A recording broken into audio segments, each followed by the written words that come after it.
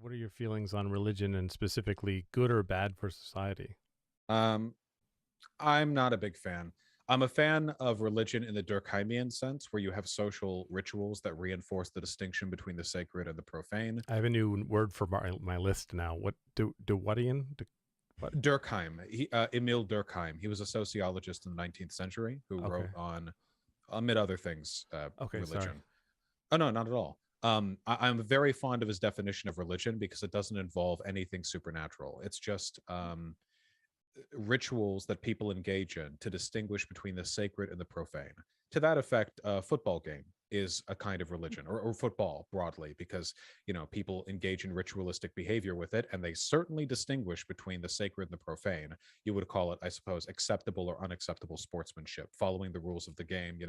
Um, we do this for lots of stuff. I think those things are great. I think people need that rallying cry. I think people need that symbol to work around. What I don't like is superstition, which unfortunately is just an inseparable part of most religion.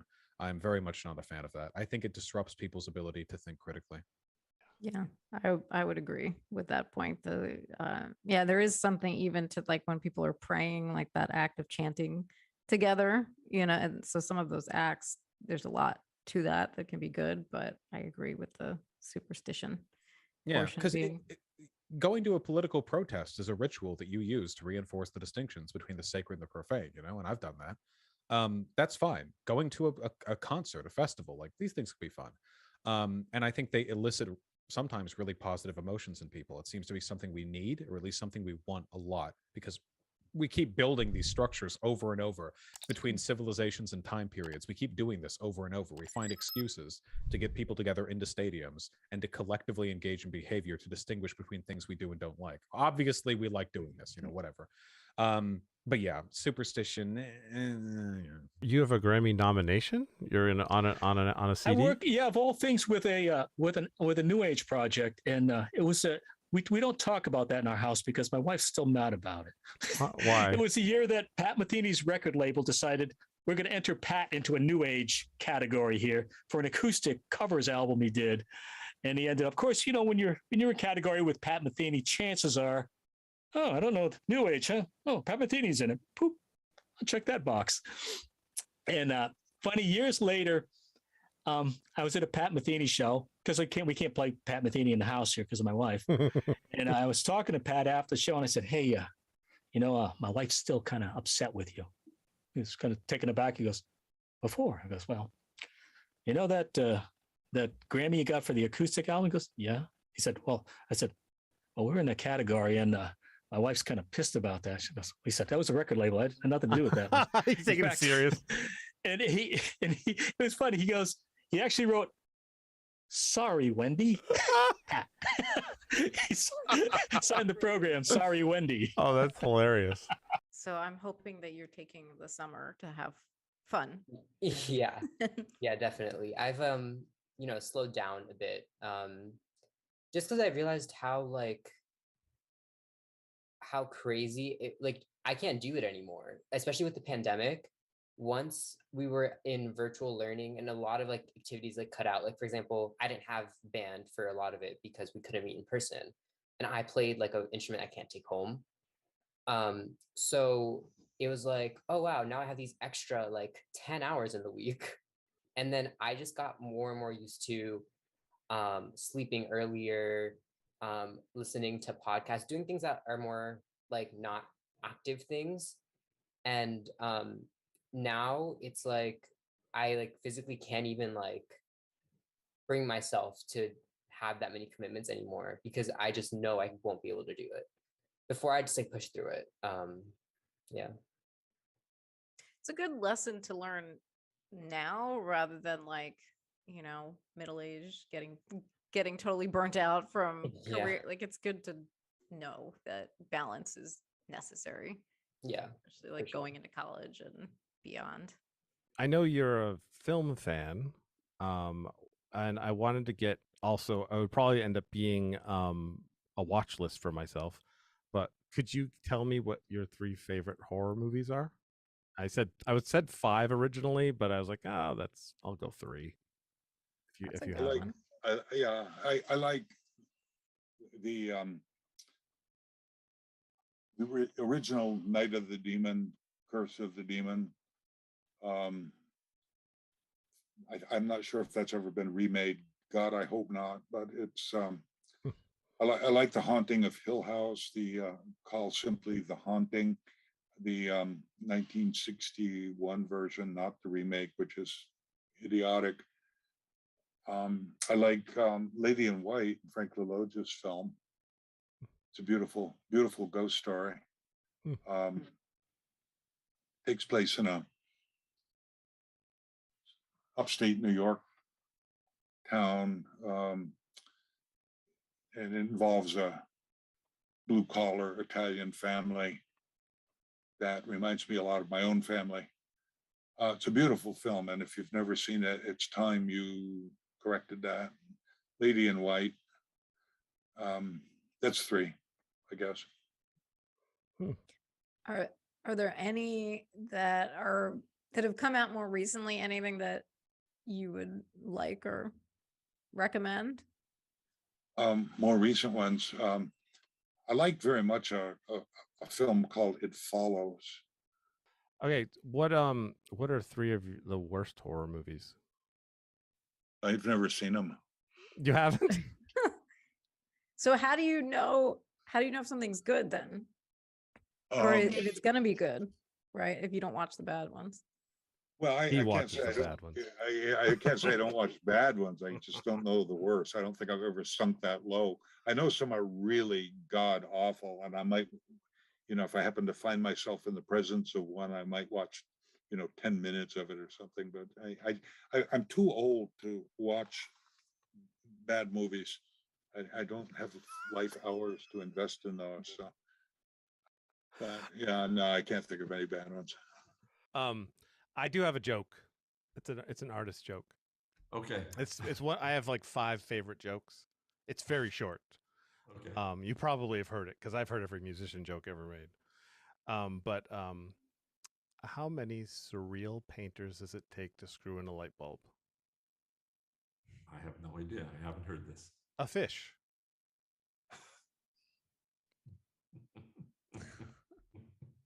Yeah. It's a joke grenade. All my jokes are joke grenades. You gotta wait. Sorry, I had to. I've never heard that term. Yeah, all my jokes are like that.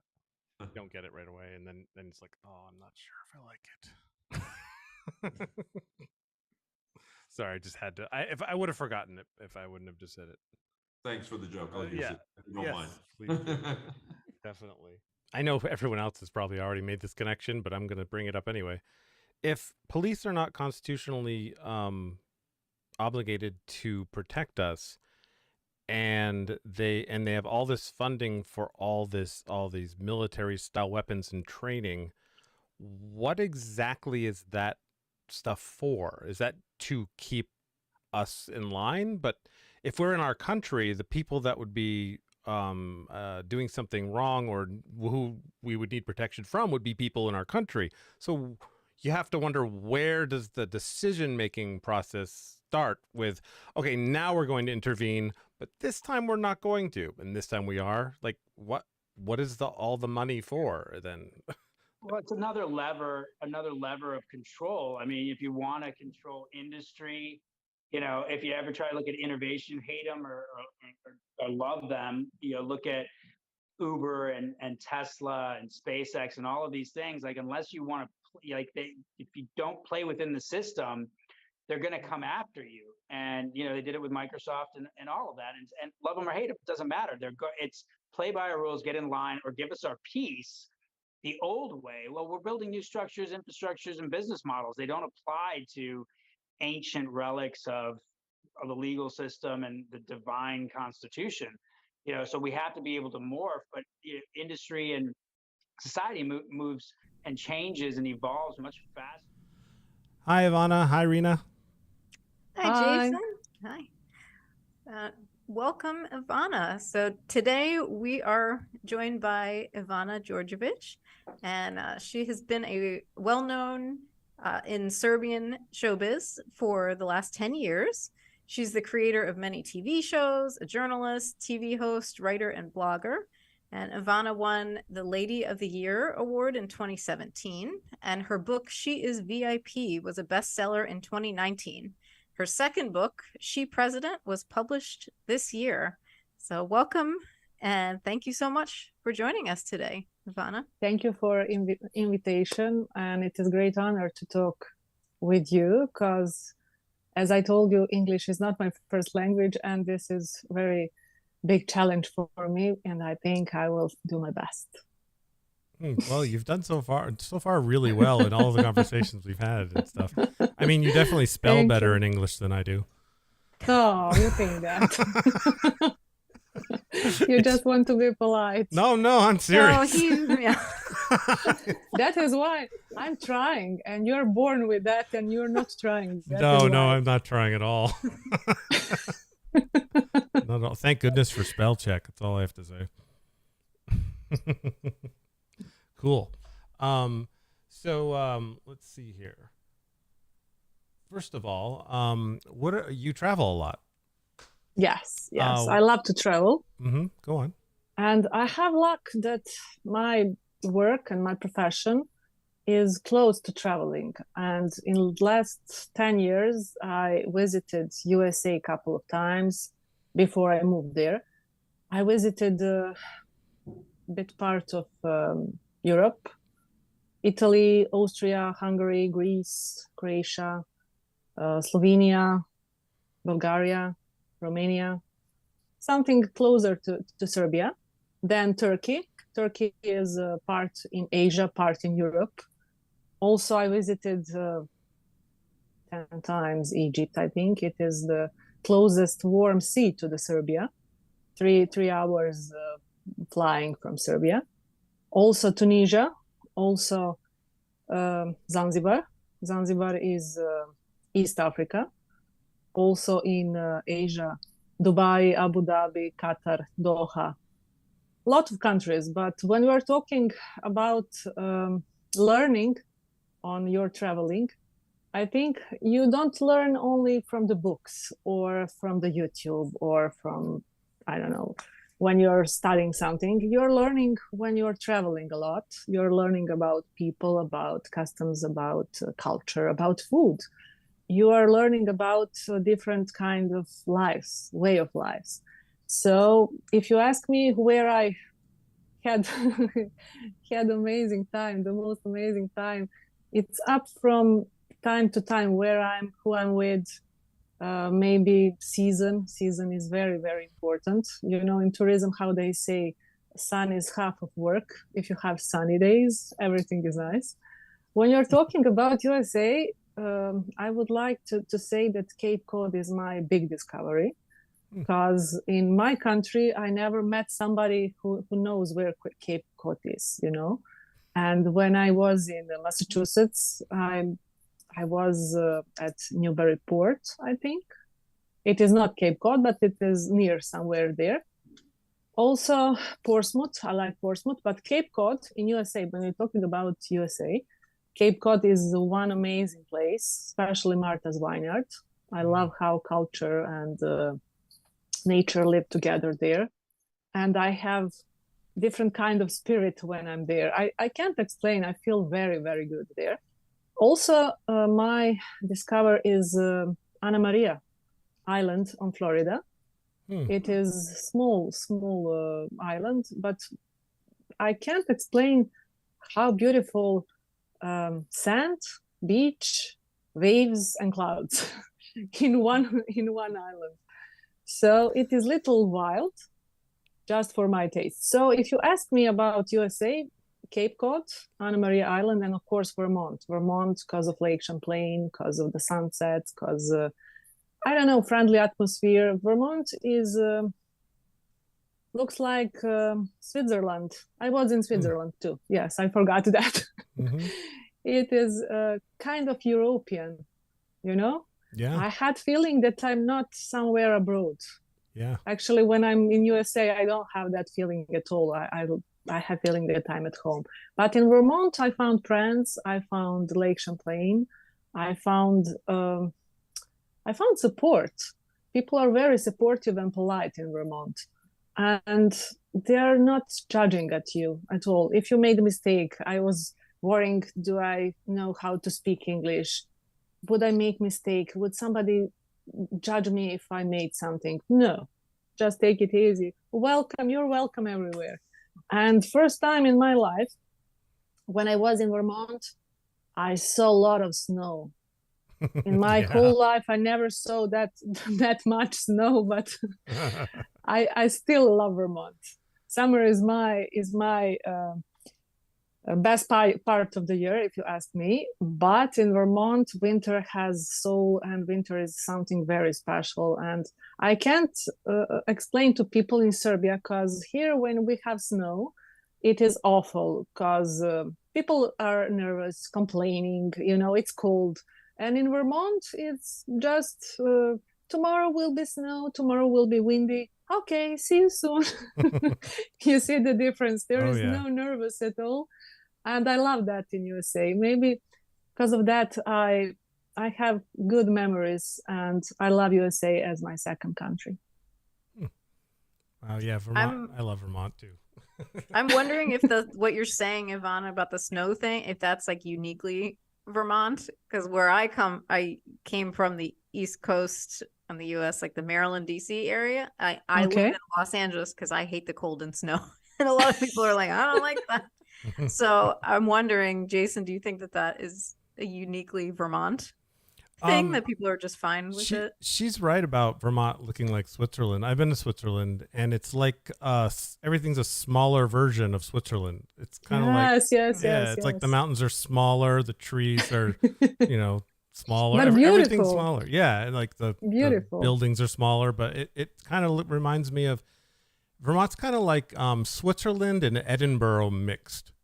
Yes. I wasn't in Edinburgh, but I know what you're talking about. Oh yeah, it's especially Burlington and stuff. So yes.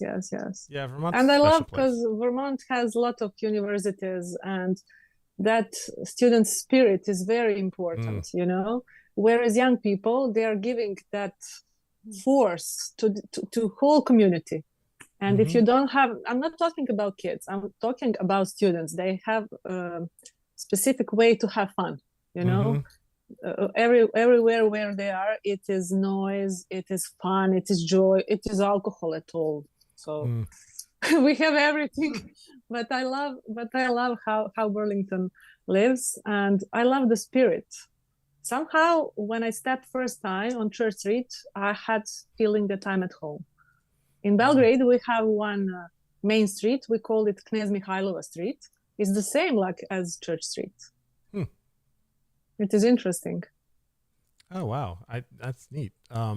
Yeah, Church Street's a pretty cool place for sure. I enjoy it there a lot. Yes. Yeah.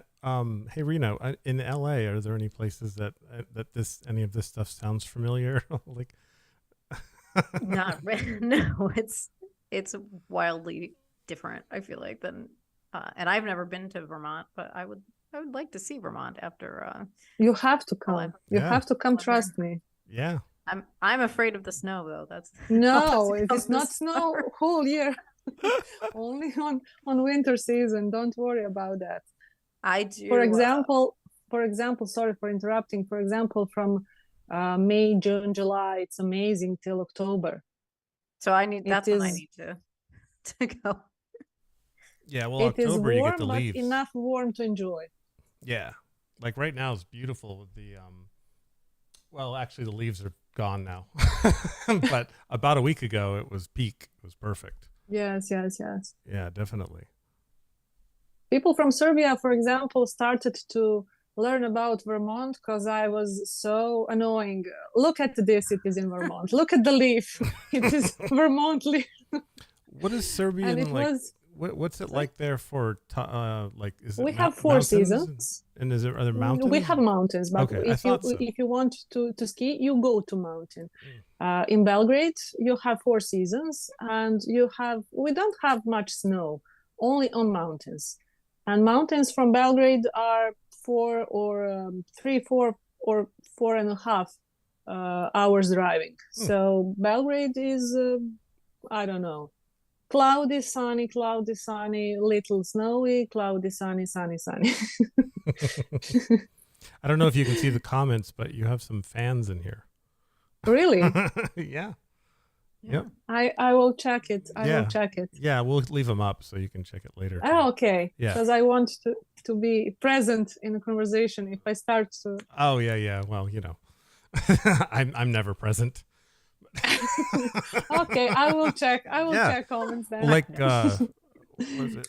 I will check on my Serbian. Amra says Ivana is the best. I can read them to you. Oh, my friend Amra. Yes. Okay, cool. She's from New England. Oh, really? She helped me to discover New England. Hello, Amra. Yes, and she's from Manchester, from New Hampshire. Ah, okay. And she showed me a lot of nice places in USA. Mm-hmm. Also, she loves New Hampshire, and I love Vermont, and we are always fighting about where is the better. Yeah, that's a common fight over here as well. The New Hampshire, Vermont. What are the big differences that people fight about? Like, what are the key? Vermont is more winter state. Mountain state, Green Mountain state. Yeah. Yeah. But when we're talking about New Hampshire is kind of different. I don't know. It is interesting, but I think it is not Switzerland, like we said in previous question. Yeah, it's just a rivalry, basically. It's just it's like two towns get upset at each other. It's not. It's all in good fun. Oh, I can see the comments. Oh, nice. Nice. I'm happy we have comments. Yes, indeed. Yes. And when we're talking about New Hampshire, White Mountains, the trail, I think, is something on White Mountains in this part of the year. But we will go next year to see everything. I was on White Mountains on summer, and it was on some waterfalls. It was amazing experience. You are so close, some steps near waterfalls, and water is, how we say for that, all around you. Yep. Excellent. So, do you have since you travel so much and you mentioned like interacting with lots of people, lots of different spaces, do you have any like favorite interactions or stories from when you met a stranger and you just had a really cool experience? Oh, I have a lot of experiences. For example, this summer I was at Sharm el Sheikh. It is Egypt. It is Sinai Peninsula. It is not Africa. It is Asia, because Egypt is on 2 continents, on Asia and in Africa. I was in Asian part, and I met a lot of people because I know how to make connections, and I love to smile, and people love smiley faces. I don't have other explanation. And I had one experience on the beach. I was with my daughter, and she's always arguing with me like, your swimsuit is not good. You know, teenagers, everything on me is awful. Let's say awful. I don't know how to make hair. I don't know anything, but she knows everything. Never mind. And in one moment, I started to talk, I don't know, with her about men, about people who are asking her for a date and asking me for a date. And somehow the conversations go that way. And she said, somebody wants to dating with you. Okay, I trust you. Don't say anything else. And I was like, hey, I'm not that old. What does it mean? And in that moment, when we were at the end of the conversation, one guy from some bed next to us came with some small box and said, this is for you. And I was like, for me? Yes, that is for you. Okay. And he left. And I was wondering, I don't know him. I never saw him before. I don't even talk to him, not even hi, nothing. And when I opened the box, it was a love letter and small perfume, secret admirer. And I was like, I need some paper to show you my reaction. Method actor. Let's say this is paper, because my daughter said, no one wants to date me. And I was like, what you gonna say right now?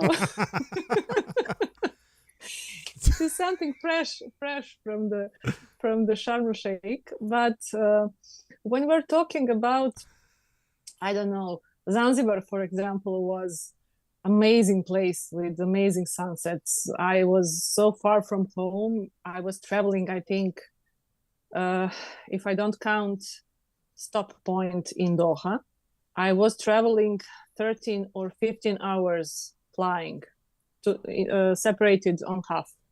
For example, 6 hours plus 7 hours next flight.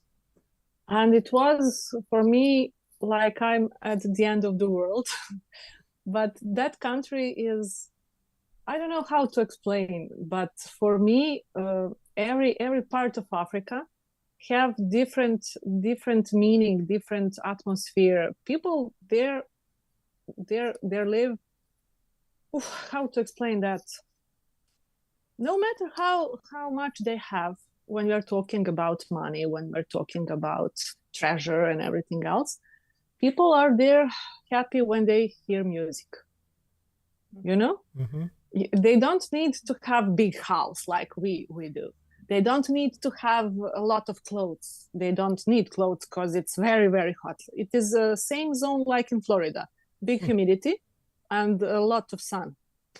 And when I stepped there, I was thinking that I'm beautiful. You know, when I saw their women, I was like, oh my God, I had feeling that I look like mosquito, because they have, trust me, I look, their skin, it was amazing. Their blue eyes, they have dark skin and blue eyes. They don't need makeup. And our women, we are, for example, have sensitive hair, sensitive skin. We were like somebody boiled us in water and let us go.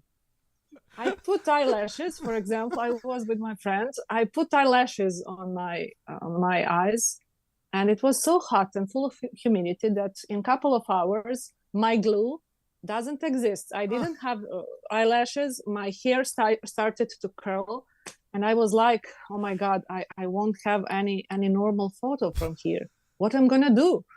It was panic in one moment. But I was surprised how beautiful people lives there, how beautiful kids. You can't imagine how beautiful kids they have. Also, food is very simple. I tried something like pizza, but it wasn't tasty for me. And I asked some street food. And I asked our guide, and I said, what do they eat? I want to eat their food. I don't want pizza. I don't want pasta. I want their food. And I eat something, and it was coconut and tomato sauce with chicken. What? But it's tasty. Trust me. It's amazing. Very, very tasty. I was suspicious, just like you. I was like, that together? No way. And they said, just try, and if you can't eat, okay. Also, they don't use alcohol. If you want, you will be served with alcohol, but it is Muslim country, and they're not serving alcohol because it's forbidden for Muslims, not forbidden for us. And it has a very good explanation, because when you are on hot and sunny day, if you drink alcohol, you are drunk in a moment. Dehydrated. So I didn't drink much. But when you're talking about Zanzibar, I met freedom on some other way. I know freedom in my way, in my European way. But when we're talking about Africa, people there are very happy, no matter how much they have. And that was a big discovery for me. Because when you, for example, European and American people and people all around the world needs a lot to be happy. We need the music, we need the clothes, we need the friends, we need the big house, good job. We need a therapist if we're not happy, somebody to show us how to be happy. And in Africa, they're happy because they're alive.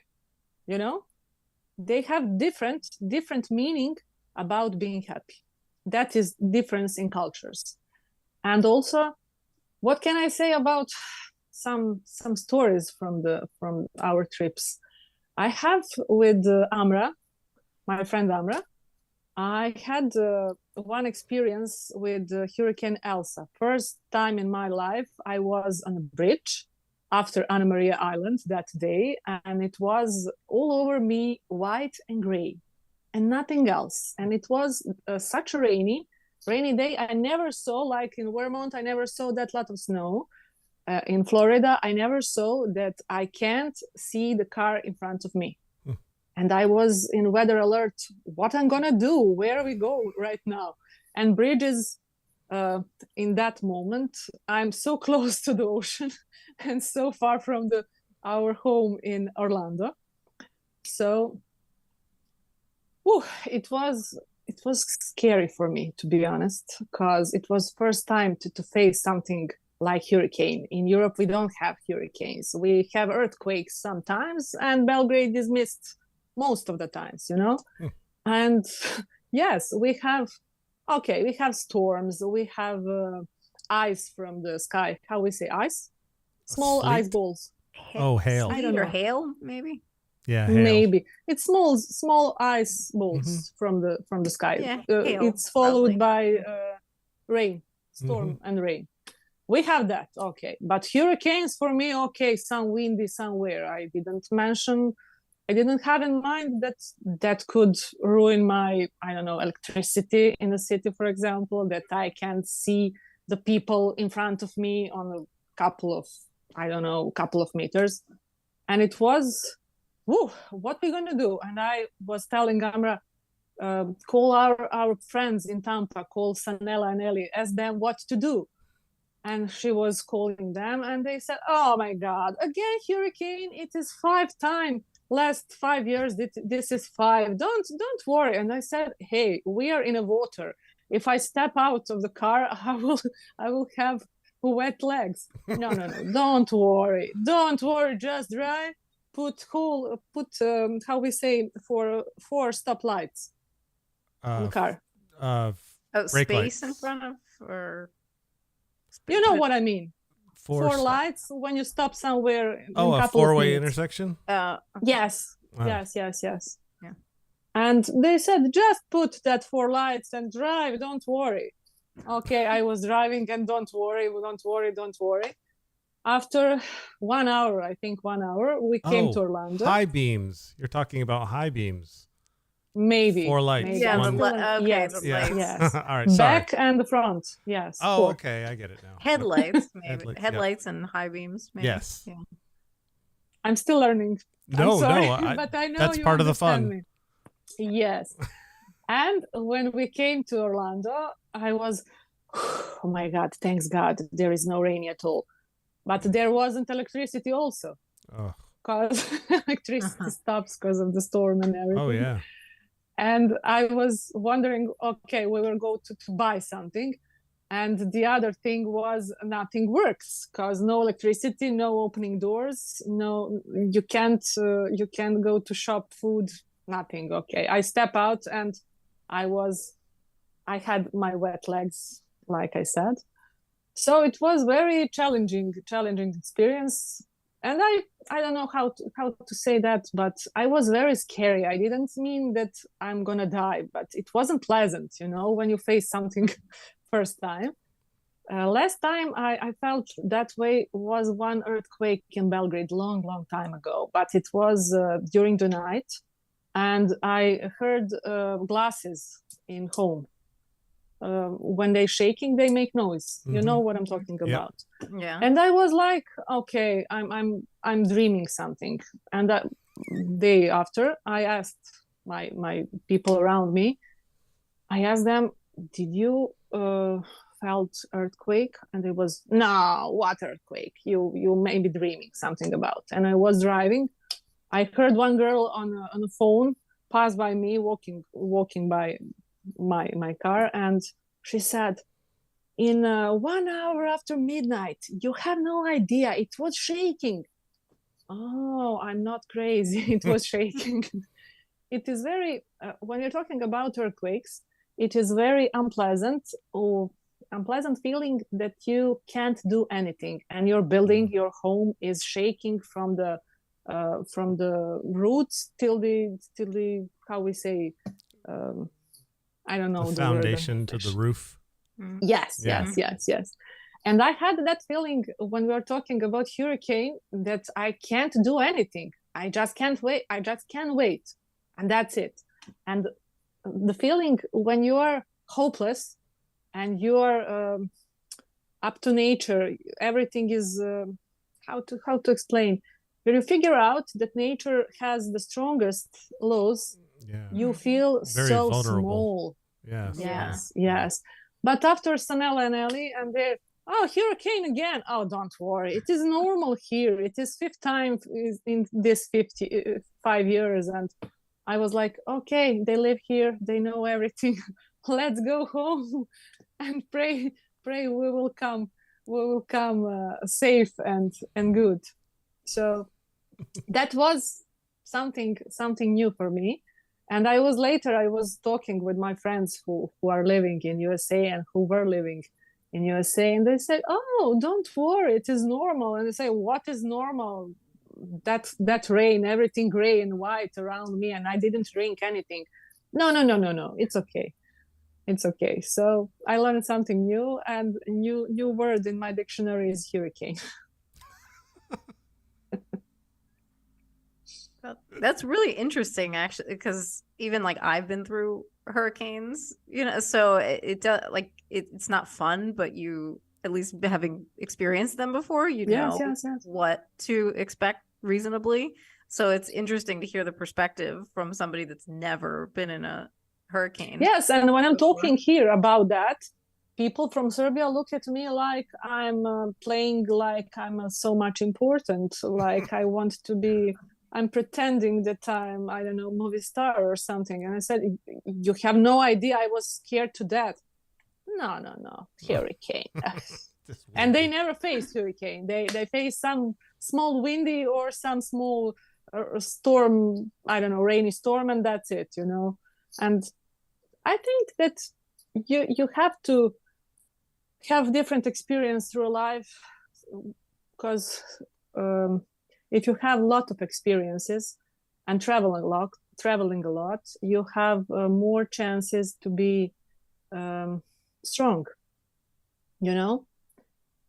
Somehow you used to think things in life, and it is giving you self-confidence. Next time hurricane, hello, it's me. Hello from the other side. It will be that way. I've never been in a hurricane. I've been in a tornado. But never. And? Yeah. Well, it was a Vermont tornado, so it wasn't as bad. But boy, was it scary! It was I heard that because of the Green Mountains, Vermont don't have. We don't usually ever tornadoes. Sorry. Tornadoes. But? Yeah. When I was really little, it came off the lake. It started on the lake and came off, and actually ended up destroying. In our house, that we were at my aunt's house, she had 3 cars and my dad had 2 cars there because 2 people drove, and 2 trees hit both my dad's cars. But my God! But my aunt's cars were all fine. But people was safe. Oh, everybody was fine. That. Oh yeah. Okay. Yeah, it was weird Roofs. Though. With the window, it was like tap tap tap tap, and then.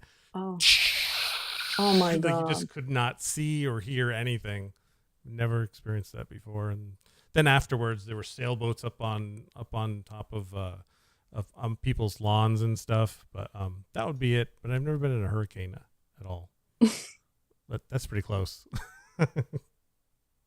Thanks God it is not often in Vermont. No, never really. I mean, that was it. We have ice storms though. Yes, ice storms are pretty bad. I was witness one. You did? You were with one? Yes.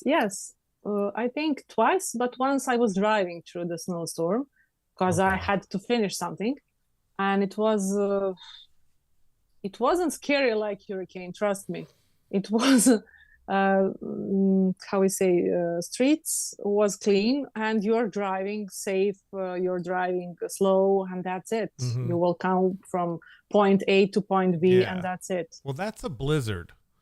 Ice storms Maybe. are different Mhm. because it's Yeah. just warm enough so that it's kind of raining, but Okay. but then it freezes and becomes a solid ice everywhere. Oh, So the I trees all understand. start to bend like this. Like you'll have a Mhm. full tree bend and touch the ground because Oh, it's so okay, heavy, okay, okay. and they'll break lines. And when you walk outside, you're walking on top of snow because there's like this thick of ice. And Yes, stuff. yes, And- yes. Oh yeah, blizzards are different than ice storms for sure. Oh, I didn't know the difference. Oh yeah, ice storms are nuts. So I will learn something. I Yeah, will learn something tonight. yeah. Don't come to Vermont during an ice storm.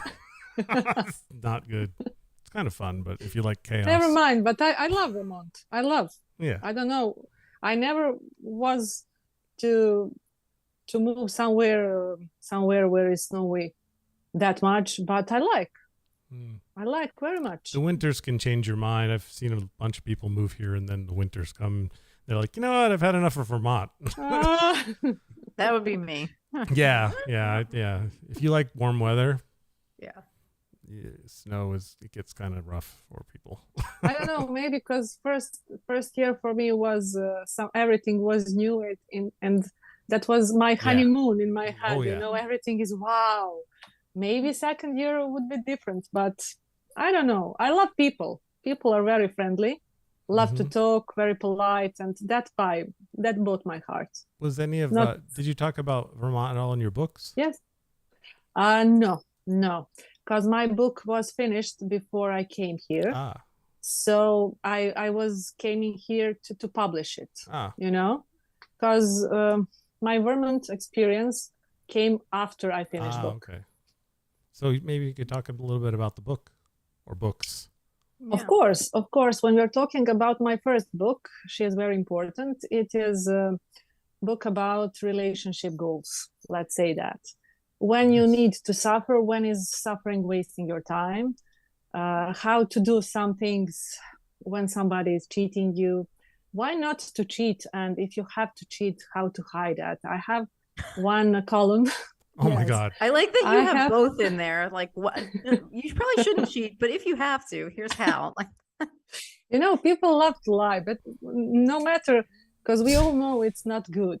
You know, people are cheating and people are lying.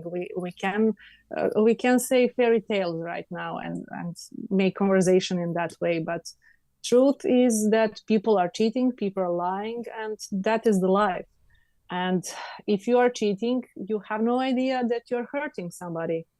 And if somebody is hurted already, he has different view on some situation. And all of that is life and relationship. How do you But prevent yourself from cheating? How do you prevent yourself from cheating? I'm not doing that. I know. How do you stop yourself? Like if you say you're off on a trip and you meet someone that's just super amazing, but you have somebody that you're with at home, what steps do you go through to make sure nothing happens? Interesting question. You know, through life you have a lot of chances for that. You say you described.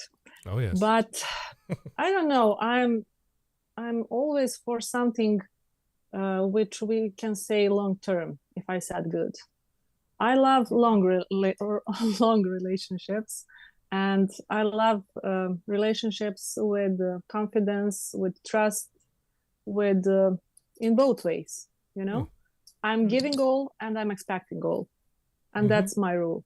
If I don't feel somebody who is with me anymore, that is different. I don't need third person to make to be there to show me that I don't want person who I'm with in a relationship. You know, Right. third person is always like challenging. You know, but if you know what you want in your life, there is no third person. No one can. There is one sentence on Instagram, I think. Don't worry who wants me if I want you.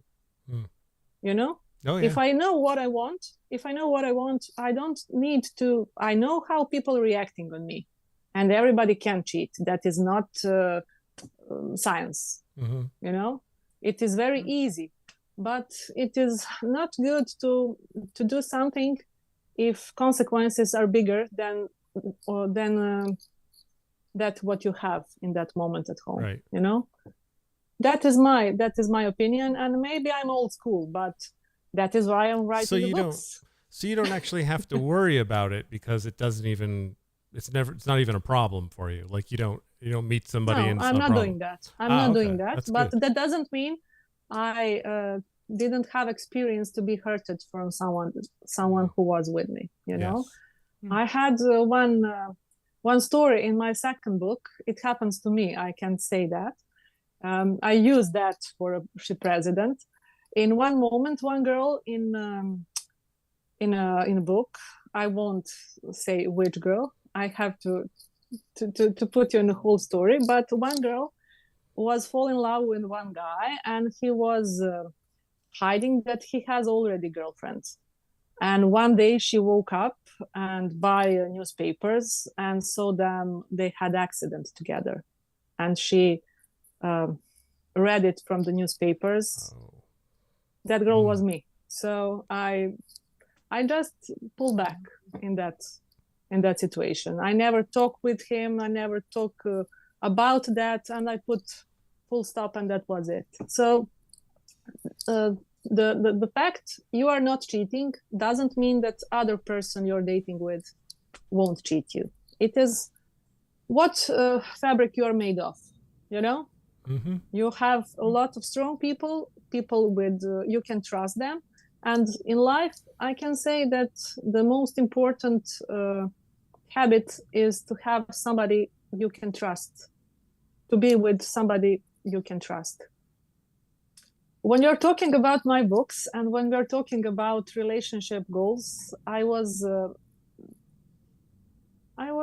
exploring a little, and I discovered that in love you can be always you can try again always. If I said good, you know, the good thing, if you fail, no matter how many times you fail, you can find the right person if you are practicing love.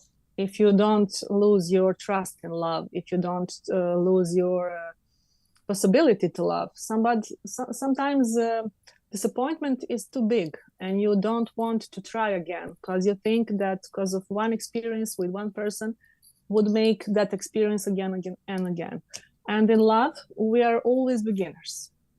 That is my story in my book, my first book, because you are learning how to breathe, how to walk, how to talk. You learn everything, but with a different person. And if you are not with the right person, it is not end of the world to find somebody else. Because I think that you have to try, no matter how many times, but until you find the right somebody who is right for you.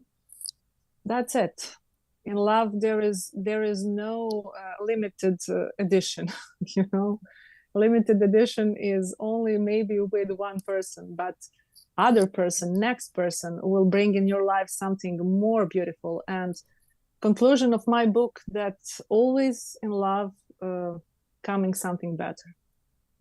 Maybe it doesn't seem that way, but if you look back in your life, you and Rina, if I said good, yeah, sorry, Rina, yes. If you look back and saw your partners, your relationships, everything later was better. Am I right? Oh yeah, because we are changing. Yes, we are changing. We are learning love, and we are practicing love. We have opposite opinion. Well, so I think I like your philosophy, and I think like each time like a relationship ends or something doesn't work, I think if you learn something about yourself and what you need in the future, and so then you end up having hopefully if you've kind of done some introspection and learned about yourself and what you need from a partner, then hopefully you pick a different partner that is a better partner. Yes. More I also people are different. Yeah, I also think like different life stages too, right? Like sometimes, you know, if two people don't grow together, you know, that person may have been great when you were younger, but that is my other book. Yeah, grow with Oh, you. nice. That is my other book. I'm talking about in my other book, second book. It is first novel and second book. And I'm talking about a woman who became a president of Serbia. It is fiction, of course, because in our history we never had a woman president. We never know when it will happen, but okay. But when we are talking about my book, I was wondering how is to be a woman on position, family woman on position, and how is going at her home while this is her job and this is her home, you know? And it was on the same place. When she became a president, work was going up and family was staying on the same part. Her husband never understand her career and what is dilemmas, what is expectations of that woman, what she wants, what she needs, what she deserves. And I made one conclusion that every woman on this planet deserves to be loved and deserve to have success in work. And also I have to say that there is one wrong conclusion that women all around the world has different destiny. We all have same dilemmas. We have all same expectations. We have a lot of problems, but we choose different jobs. We are wearing different clothes and we are participating on different things in life. And that made one fake picture that we have different destiny. You know, when you have family, when you have a responsible job, you have the same problems. But if you are a woman politician, you have to hide your inner feelings. You have to be, how to explain, you have same problems, but you have to act and to pretend that you don't have it. You know, in public, we are all pretending. Am I right? Yeah.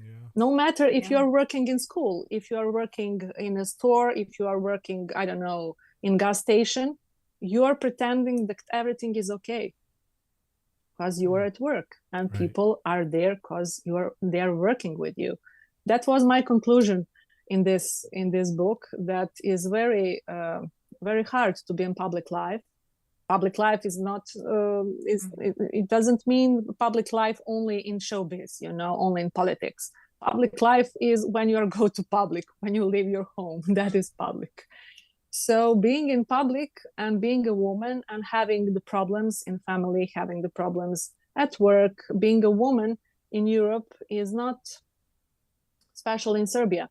That means that you survive all humiliation because you're a woman. When people want to say that you are not good enough, they are saying, go to the kitchen and cook. That is often to hear here in Serbia. And if you are successful, that means that you have to be 3 grades more successful than a man to be equal, you know? Wow. And it is not sad story. I'm just making serious part when I'm explaining that part. Yes. Yeah. But my book is full of funny situations, because I think when life put you against the wall, you have only 2 solutions: to have smile on your face, like pretending nothing is happening, hysterically smile, or to cry. You know, when it's hopeless situation, you have to smile, or you have two opposite reactions. You can make opposite reactions. So I'm always trying to find the funny side of the story, you know, because serious is so boring and serious is so scary.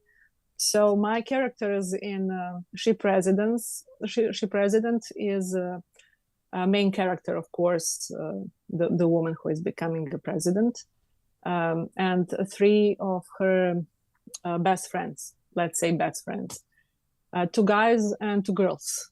One is a model designer, clothes designer, how we say, fashion designer. Mm-hmm. He is a guy. Other guy is editor on a state TV station. When that station is working under the state You know what I'm talking about? Yeah, it's like public, state media public, or public State media. Yes, Yeah. yes. State media. He is editor. The third character is a singer. Singer is the most funny person in the book because she knows life, you know. And in one part of the book, that singer and the president are talking on some flight, and the singer is not educated woman, but she knows life. And she said, "Where is the difference between us? You are talking for the same newspapers, wearing the same designer clothes. Only I'm singing and you are talking. That is the difference. There is no other difference. And if I say to my followers, vote for her, that would be marketing. That would be more stronger than all billboards, than all your speeches." And she was right. Sometimes that border between our professions are so we think they're visible, but they're invisible. Because we all in public, like I said before, we have to act, we have to have the best face for the people, you know. And no matter if you're in a good position or in a, I don't know, some invisible position, you're in public and you have to act. That's it. And the good news is that I put my character to end up her career as a professor in one university in USA. So she ended up in Cape Cod.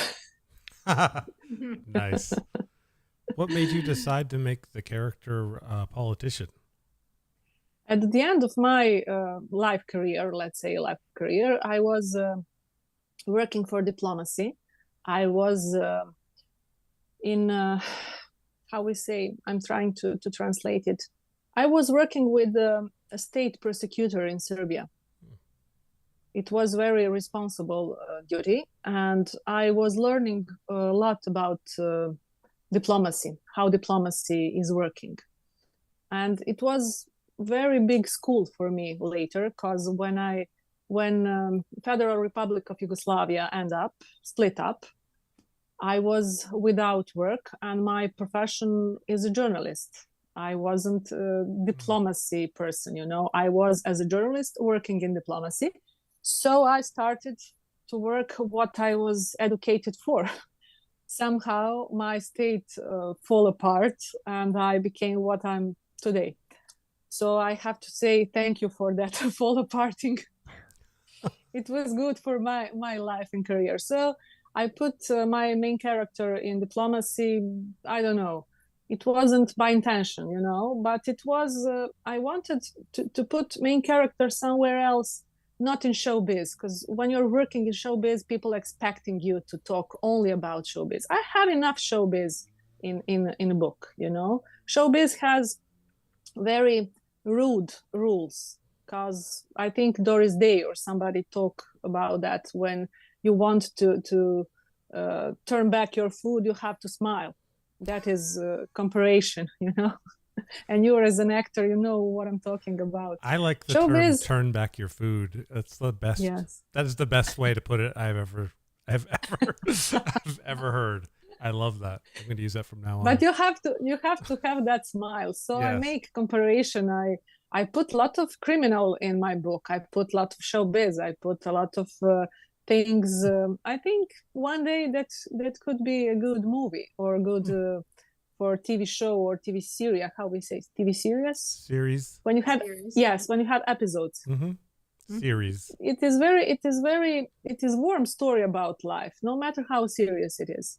When I'm talking about being president, it is irresponsible, but also we often forget that no matter what that woman doing for life, what is her profession and occupation, it is just a woman, you know.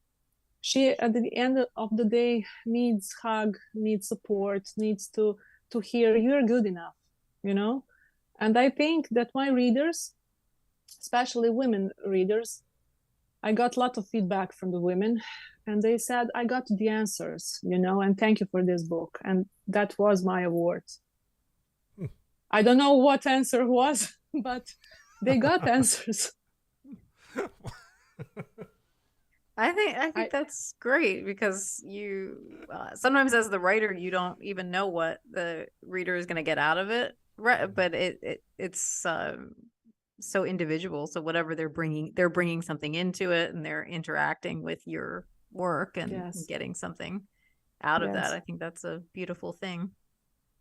Beautiful thing is that we are in the 21st century, and we have social media, and people can find you, and people can ask you. People are using that sometimes to be rude.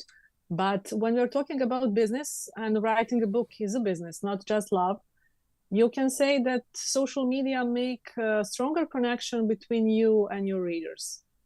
Mm-hmm. Or if you are creating clothes, making a stronger connection and closer connection to your customers, because they can ask you, okay, this size is good for me, I have those sizes, I don't know, I have long legs, and you know what I'm talking about. Mhm. So thanks to social media.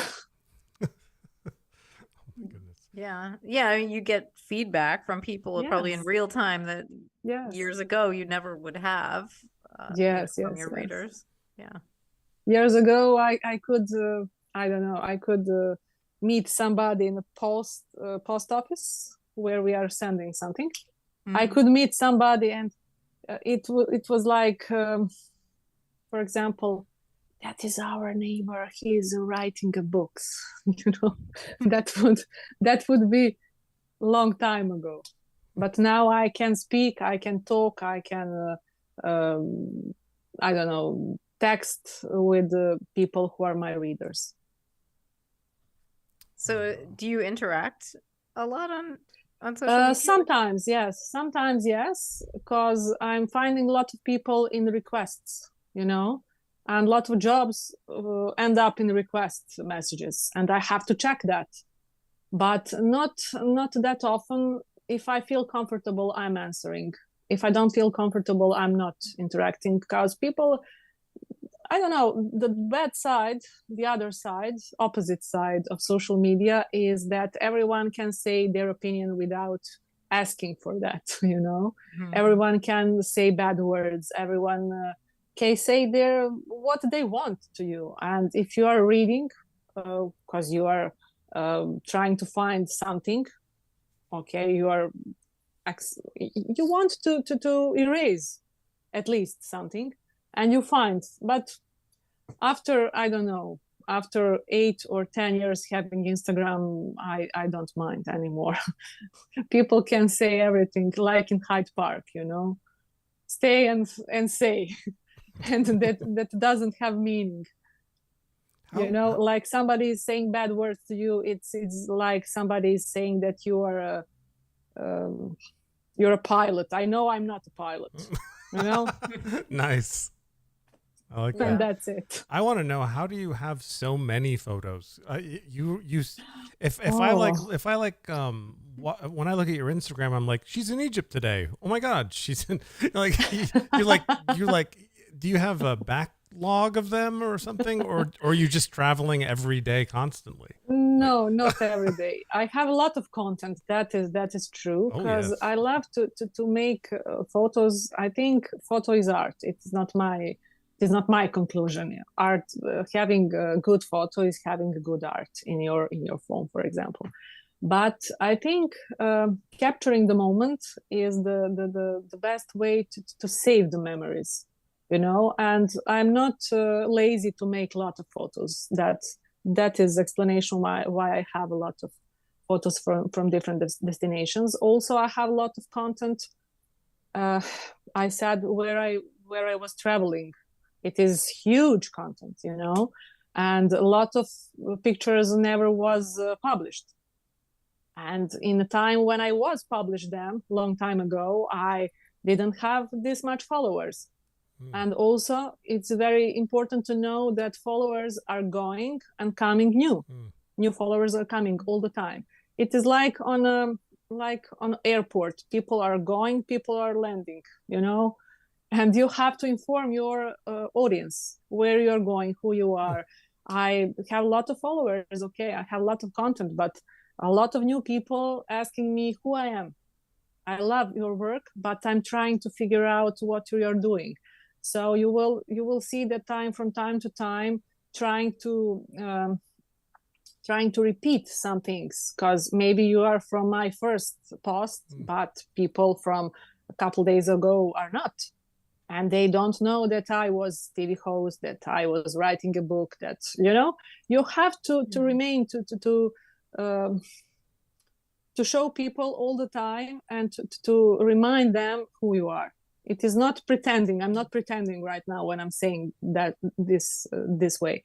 I'm just trying to say that a lot of content means that I have, in my career, when I was talking with one model agency in USA, they asked me where I was working before. And because after that interview, they decided to work with me, and they have questions, and they asked me about commercials, and I said, oh my God, I have a lot of experience with commercials.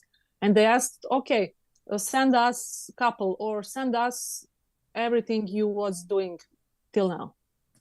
And I was like, oh my God, I have to count. And I was counting till 57 commercials in this 10 years. And after that I stopped. I had, it's enough. That is for me, that is enough for me. Okay. And when we're talking about posting content, I have a lot of friends, photographers, they have their own studios. They're celebrating when they're working with me, because I know what I want from the picture. I know what I need. I know what I need if I'm making something for my soul, and if I'm making something for a client, and I'm specific. In one moment, I always asking to see my pictures before publishing, because I know what is my best face, what is my best shape. I don't trust. Okay, I trust photographers, but I don't trust their editing. I don't trust. Every photographer has their trademark. You know what I'm talking about when we're talking. Yes, they have style, and not every style is for me. If I'm living from my how I look like, it has to be the best. Right. Oh, yeah. I don't have time to make mistakes, because a few clicks can ruin my career. Wow. And I'm very how we say, strict when I'm working with somebody. That's a lot of pressure. And people can't make connection with my smiley face, and you're so polite with that strict moment. When I'm working, I'm strict because I know what I want. And clients in social marketing, in influence marketing, know why they are calling me. And that is the answer why I have a lot of content. I have content for the whole next year, if you ask me. But and we're gonna do a photo shoot when you come to Vermont again. Oh yes, yes. I so have you to say, work together? Not yet. Sorry, we're going to. Yeah, I was asking if you two work together on a photo shoot. Not yet. Not yet, but when I come to Vermont again, why not? Yeah. I have friend in one studio space, Vermont. My friend Erie is the owner, so we can go there to make pictures. Why not? What studio is it? Studio Space, Vermont. Oh yeah, I know. You can find them. Right. Yes, yeah, yes, totally. You can find them. Oh yeah, I know that. Yep. Yes. My friend Iri helped me with some pictures which end up in Serbian newspapers. So I met him there. Oh, nice. I met lots of people from these Balkans in Vermont, but some of them are still waiting for me. So I have to come. Oh my God. So before we started, we went on the air. She was trying to teach me how to do a Russian accent. Oh. I think it would be really funny if you tried to teach Rena how to do a Russian accent. Do you want, Rena? I can. Do you want me to teach you? I actually live in a building that is predominantly like Russian. Nice. So and I can say a few things in Russian. Wow. I'm following you. Yeah. So like my dog always plays with like the older Russian neighbors. So they're always like, "Хороший мальчик, хороший мальчик." Good boy. Yes. The dog knows a little Russian too. Wow, that was really good. Хорошо, мальчик, yes. Can you do an accent Девушка. though? Can you talk like English and do an accent, Rena? Because she helped me a lot. Like certain things. Yeah. Yeah. Like certain you're in things the I can. nuclear submarine or something. You've heard it. When you learn how to pronounce R, you learn everything. R. R. Yes. Yeah. Like I think Russian language is more easier to learn than French, for example. oh, you know? Yeah. Mhm. I'm not a big fan of French. I don't know except je m'appelle Ivana. My name is Ivana, and I think merci, and that's it. Merci, like thank you. Mm-hmm. Mm-hmm. Can you It do is very, very difficult for me. I don't know. Maybe it's not. Now, Ivana, can you do an American accent? Like what? I don't know. Can you do to one? say something, when I started to learn English in my school here in Serbia, it is interesting. My favorite word was newspapers. I like that. That's great. It is like a song, newspapers. Newspapers. You know? Yes. You say it I don't better know than why. most people. I don't know why. I was in elementary school. Mm-hmm. It was, I think, first, second, third grade, maybe something like that. I'm not sure because it's different in Europe and in USA when we're counting grades in elementary school. But I was maybe 10 years old, 7 to 10, and when I heard newspapers, oh my God, how word how sound. I don't know how to explain. No, I understand it. I'm sure there are words in other I languages. love English, and English is, if you ask me, it's a way of communication. It's not a language, you know. You have to learn languages, but if you want to type something on computer, if you want to type something on an iPhone, you have to know English. It is way of communication. That's my other theory. It is not language. Yeah, it's a good point. English is pretty prominent. Mm-hmm. Yeah, definitely. You have luck because it's your first language. Yeah. You don't need it to learn. I know. You're right. I have a lot of friends in Europe, and they all also know English, but they're always like, Americans are lazy. They just won't take the time to learn another language. And the way I look at it is I think I don't have to. Yes, whole world is talking with my language. Yes. Yeah, I mean, I don't have time for that, really, to be honest. I understand a lot of Russian and Spanish. Spanish is also similar phonetically to Serbian. Spanish is very easy to learn. If you want to learn language, choose Spanish. Ask me. I don't know how to speak, but I can understand a lot of, because my daughter is learning Spanish, and it is very melodic. It is you have a rhythm when you're listening to something on Spanish. You know what I'm talking about. Yeah. Mm-hmm. They told me that Spanish was easy too, but I was terrible at it. I took trust me. 2 years. 6 months. I stayed back for Spanish in high school. I took the Spanish 1 twice, and then for Spanish 2, they're like, you're going to need to finish Spanish 1 to go to Spanish 2, and I said I don't want to take Spanish 2 because I'm just terrible at foreign language. I will give you one song to listen. Okay. It is Encanto cartoon. No se habla de Bruno. No se hablo en bueno. No. Don't talk about Bruno. We don't talk about Bruno. It's, I don't know. It is some cartoon, Disney cartoon, I think. Yeah. Or Pixar or something. Mm-hmm. That song, you have to listen that song on Spanish. It is, oh my God. I can't explain. It is driving you. You feel good when you're listening that. Oh, all right. So Jason, I think there's a huge difference between like the like in the US, like the high school language experience, I think is terrible. Like trying to learn Spanish in high school in the US is like, it's just not good. Like I think like, cause I took it and it's just, or at least when I was young, and like they don't really make an effort, I think, to like okay. connect you to like, it is up to professor. It is yeah, up to, like, yes. yeah, and maybe there are some great but it just felt like very kitschy and silly, and I feel like they didn't really connect you to why it's important to understand another language.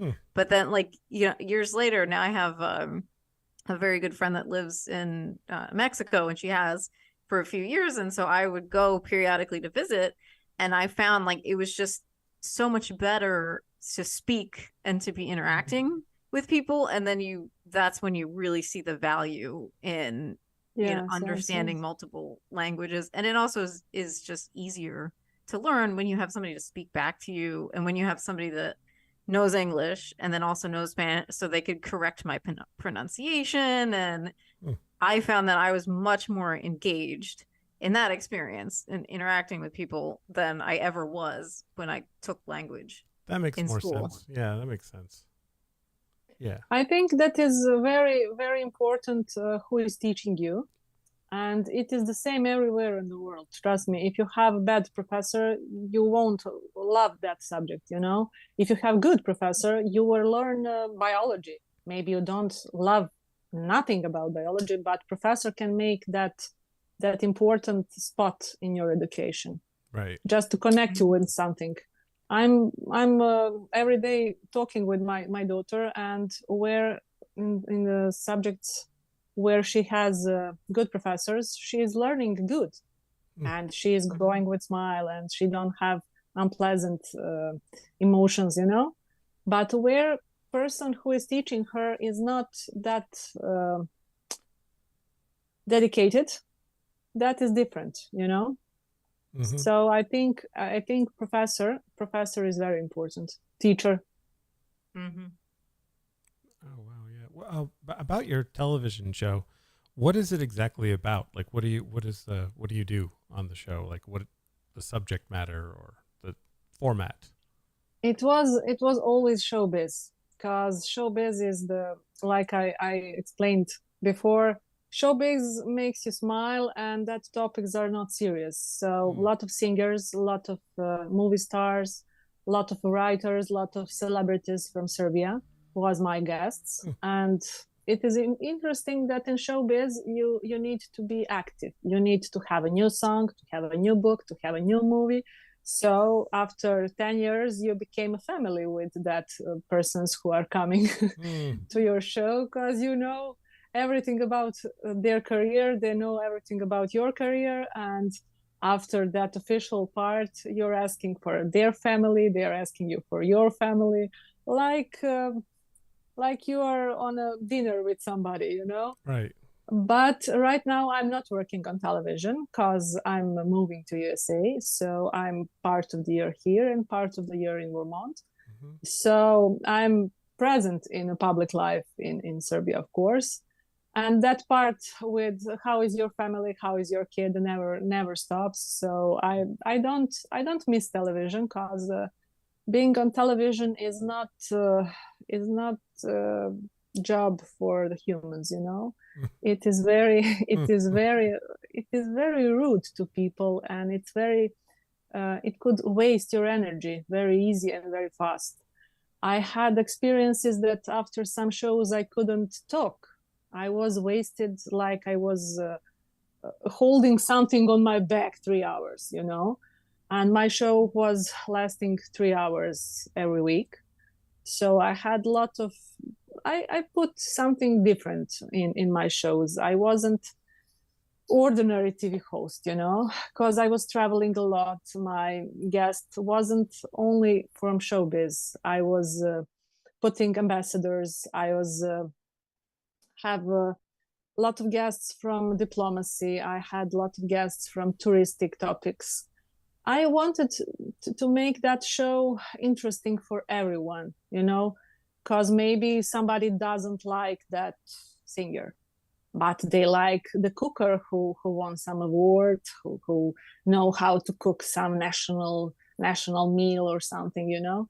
It was very colorful show, so people loved to watch me, like they love to see me right now on my social media.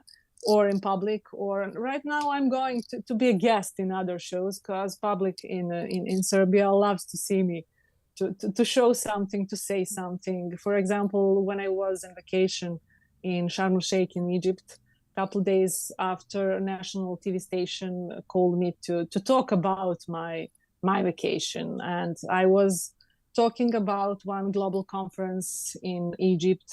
It is World Global Conference about climate changes. And I'm always on some interesting places and have some interesting informations. You know, when you are a journalist, you have to have that feeling what is important, not to be annoying, not to be boring, but to have that feeling, that nice feeling, what is important and what is interesting for people to show and to and also when we are talking about my work, I put something in my profession that I always wanted as a kid. I wanted that my voice goes far, you know, that what my eyes saw to show to other people. That is why I'm wanting to show my pictures, my destinations, where I was, what I discovered, how to learn language, what is the, you know, that is very, very important, because being a well-known TV face is nothing. You can be well-known TV face even if you murdered somebody, you know. That is not glam. That is not being how we say, being famous means to have responsibility. Why you are famous? You have to have personality. Right. To when you say your name, after that you know what is following that name. That means to be famous person, not to be famous because you're wearing nice clothes or you have a hairstyle or you have eyelashes. That can every woman in the street, you know. That is not something special. If you want to be a personality in public life, you have to work every day, and to watch up on every your step in public. Yeah, I guess that makes sense. So you mean if you're a celebrity, you kind of have a responsibility to put good into the universe. To put good out into other, so other people can see. I understand. I will explain you that. If you are celebrity, it is not good and it is not recommended to be drunk in public. Right. For example, because young people are looking at you like an idol, like, I don't know, people are looking at you, and you are somehow a role on the model. stage. Yes, you are a role model, and you are on the stage every time when you're in public, and you can't have that weakness to live like others. You have to be the best version of yourself in public, you know, because you're giving example. Yeah. Oh, okay, if we are talking about, I don't know, facelifting, okay, you're doing facelifting, you have to be beautiful, you have to show people that you are full of self-confidence, okay, but you don't need to make I don't know, facelifting and to be unrecognizable, you know. You have to find a right way for everything you are doing, right size, right everything. You have to be right in everything if you are in public. That is my way of thinking, because you're responsible for young people who are watching you for, I don't know, they don't need to be young. They just, because of their watching you, looking at you, and they believe you, you don't need to be to waste their time and to show bad version of yourself. Right. If I said good. Oh yeah. I'm pretty smart in Serbian, but I'm trying my best. No, you're doing wonderful. But yeah, you're doing thank great. you. Yeah, in America so though, much. it doesn't seem like we do that. Yeah. Celebrities just are nuts. Yeah, it's and it's interesting as living in LA, you run into celebrities like at random times, and so that's very interesting too. I don't have fascination, for example, when we're talking about celebrities, I don't have fascination of being famous, and I think it is very boring and very how we say, stressful to be a celebrity, and Seems that is it. the answer why a lot Yeah. of people are using drugs, using alcohol, using tablets, pills. I mean, pills in Serbian, Yeah. tablet and pill is the same. Right. and I'm mixing, sorry. But you have to be strong, and you have to calm down when you're on the top of your popularity, or you're being celebrity. I don't know. You have to be the most. You have to be the most normal person. You know, you don't. You Down to don't need earth, to think. I think. Yes, down to earth is the Yes. word. Yes, down to earth. Thank you Yes. so much. No problem. Yeah. Because that habit will help you to stay normal in your head. You know, if you are down to earth, you won't use drugs, you won't use alcohol. You will maybe start some sport. You will maybe start to knitting. You will maybe start to do something unusual, but you will stay normal. At least you will stay normal, and that is the priceless you can have in public life. I don't have a fascination with celebrities either, but what I really like about living out here is sometimes you will run into somebody that is super famous, but you'll have a very authentic interaction, and like that's what I appreciate is running into some and having a very human, authentic interaction. So you're not just speaking to them as a celebrity or celebrity worship. So like I'll give you an example. There's a well-known actor, Woody Harrelson, who opened a dispensary to sell like cannabis products in my neighborhood, and so it's one of the stores that I will go to. I like his store.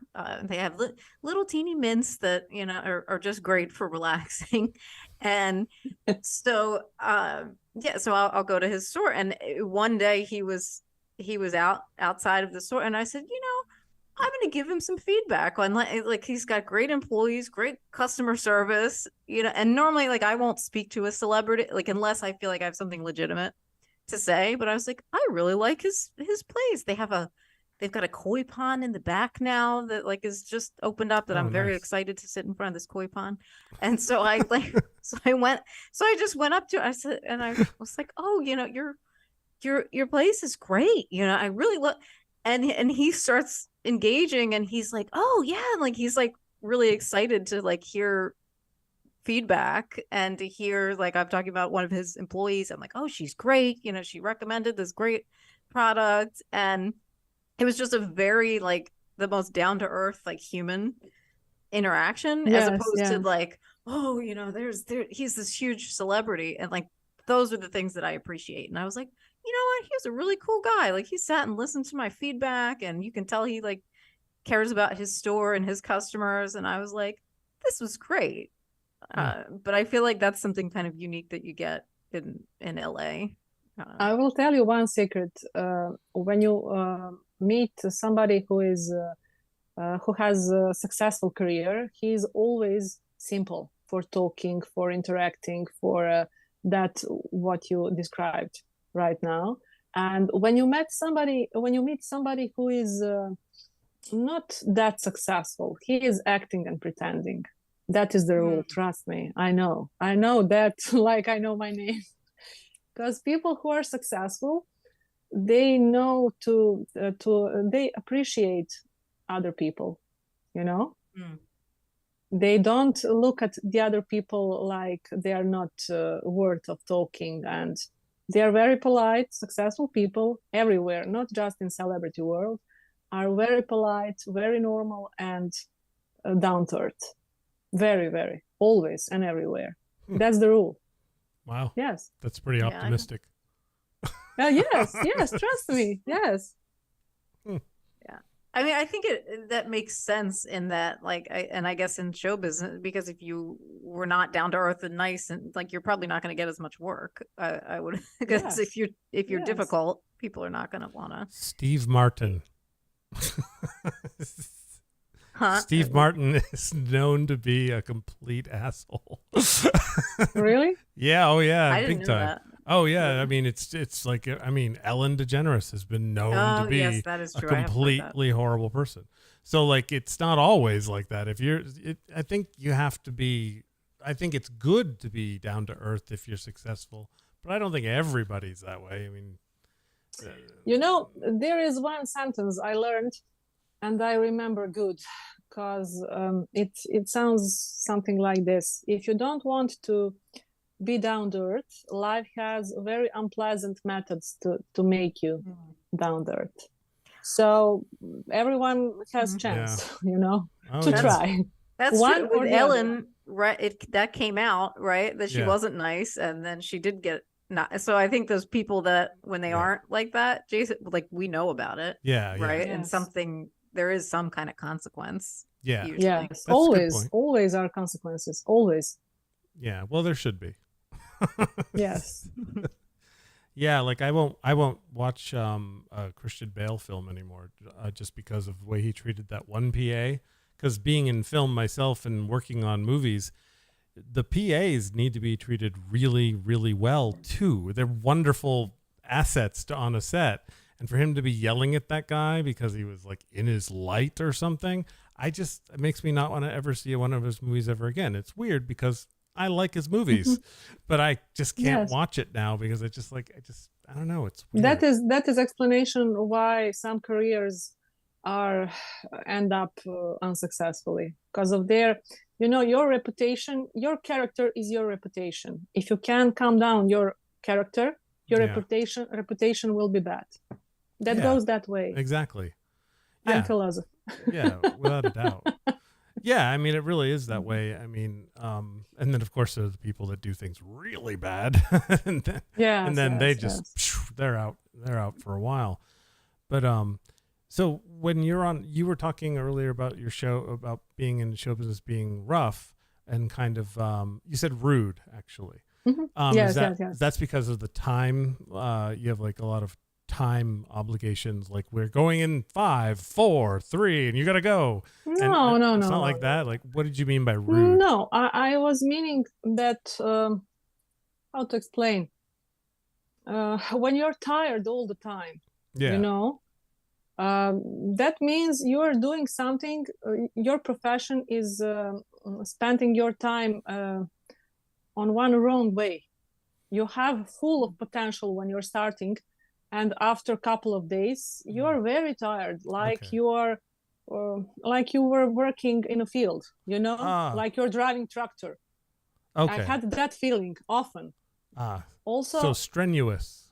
It's very tired. You get tired and yes. When you said rude, I thought you meant the people were rude. No. Oh, maybe I use some that makes sense. Okay, I get not appropriate words, but you know what I'm talking Yes. about. When you're tired all the time and you have to have best face also when the people are cutting your hair, you know, like this all the time. Right. And that is awful, because after second wash you don't have hair anymore, you know, and you need hair for work. So that is also for a face, also for, you know, you can have bad habits after some time. You're starting to eat junk food, you need more energy. That is explanation why people using synthetics to be in shape, because it is very, very stressful. It is very big tension on you to always be beautiful, to always have a smile, to always, you know, it is, you can learn that. It is not a job. It is everything what that job brings to your life. That job brings a lot of nice things, you know, as actor, what I'm talking about. But your soul, after some time, starting to be tired. Soul inside you, you're starting to be tired. You are in good shape, everything is good, you are not using anything, you are working, you love your work, you are going. But if you are not making days off for you, if you are not making nature days, go to nature and to feel alive again, you know, you can end up very bad. Depression, I don't know, social distancing. People started to have some habits that they are not that they are not specific for them. You know, after a long time, because that you're giving energy, giving, and if you're not charging, like phone, like everything on electricity, Right. if you're not charging yourself with the right things, you can end up very bad. Right. Yeah. That's the term that has been going around a lot, called burnout. Yes, burnout. Yes. Speaking of social distancing, how did COVID affect your life in Serbia? It was very bad because Serbian people loves to hug themselves, love to go to the restaurants, to singing, to dancing, to be together, you know. And it was a lot of marriages split up during the COVID, because people who are always on work in one moment had to be together 24 hours per day, you know. It was big attack to families. Also, hairstylists started to work first, and everyone goes to hairstylist after quarantine.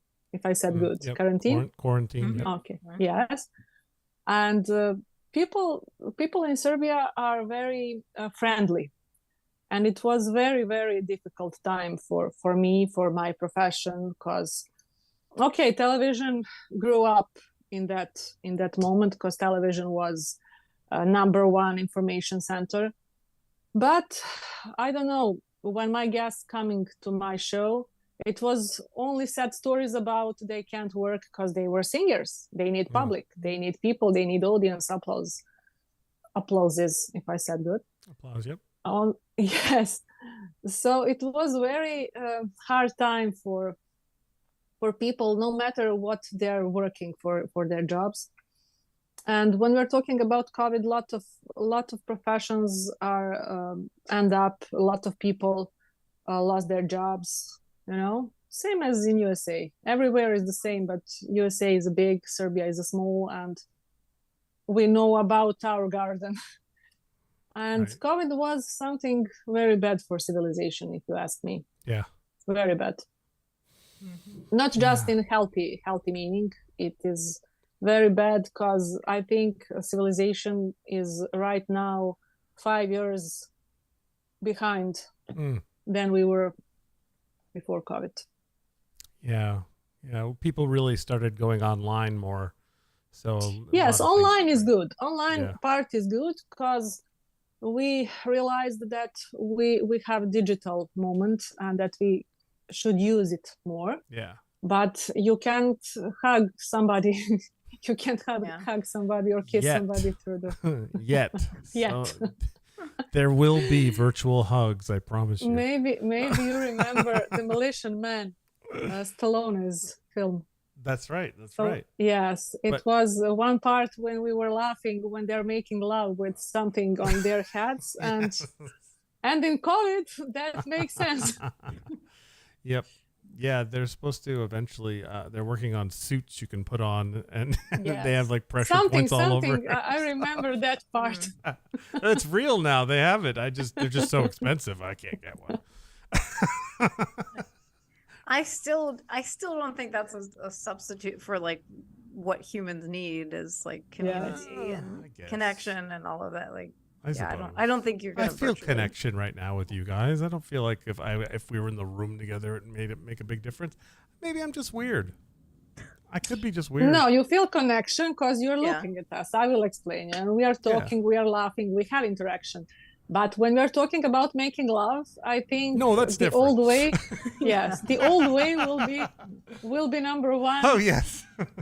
For a couple centuries, for sure.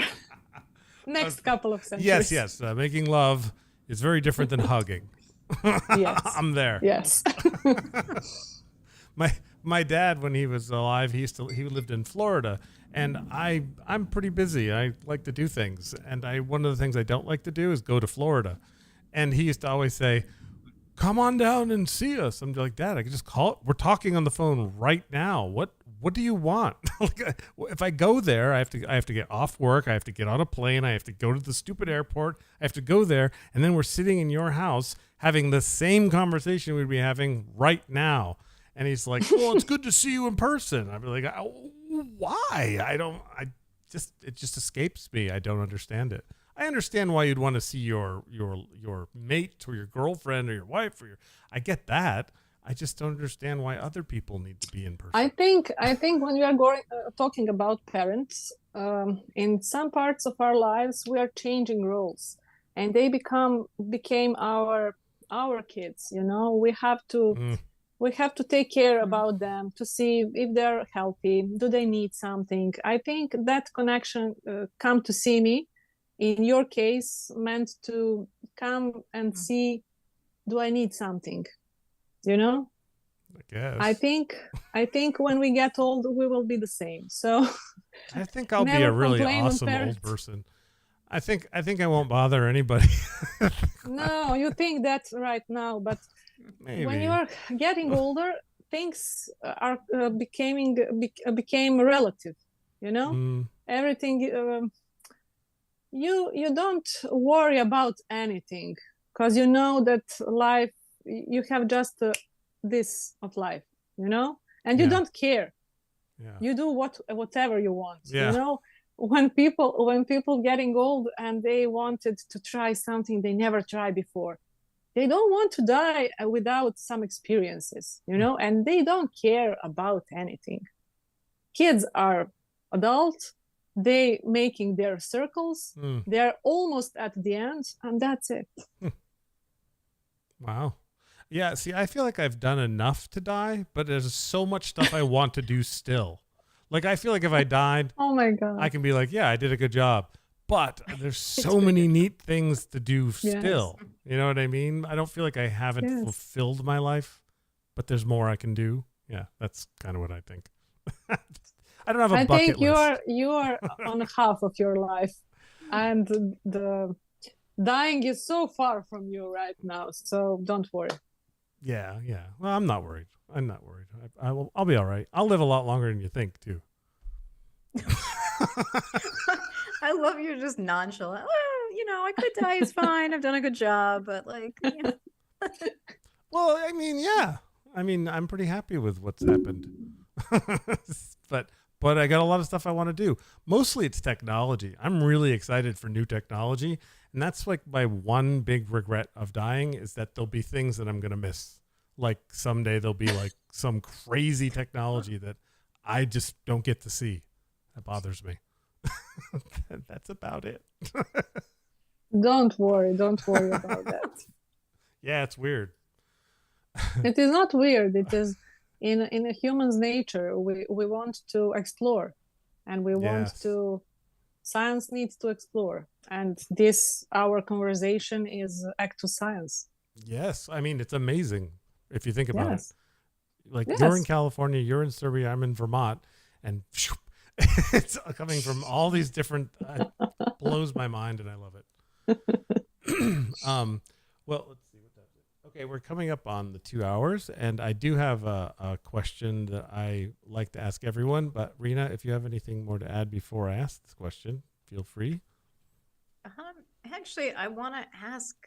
Oh, please. What is the Lady of the Year award? Can you talk about that? Oh, Lady of the Year. As an honor? Oh, it is one very interesting award, and it was in 2017, I think. It is kind of Oscar, but much smaller, and it's not a boy, it's a girl. Let's make explanation like that. I remember that evening because I was with my dad. I didn't told him that he's going as my support. And I said, can you drive me? I have to take one award. So we will go to the dinner, just dress something nice and go with me. Okay. Who is going with us? I said, my cameraman would go with us. Okay, I know him. We will go. Okay. And when he stepped into the ballroom, we say ballroom for the big ceremony room, he was like, wow, you didn't tell me to wear a suit. I said, oh, it's okay, don't worry, just sit in the first line. Yes, just sit there. And he was a little suspicious, when they called me, invited me to join them on the stage, and when I took the award, and I have small speech, and I said that I'm dedicating that award to my dad because he was supportive and he was all the time there for me. And one big applause from the people who was present there he started to cry. So it was very emotional for me because that was a crown of my career, I can say that. Because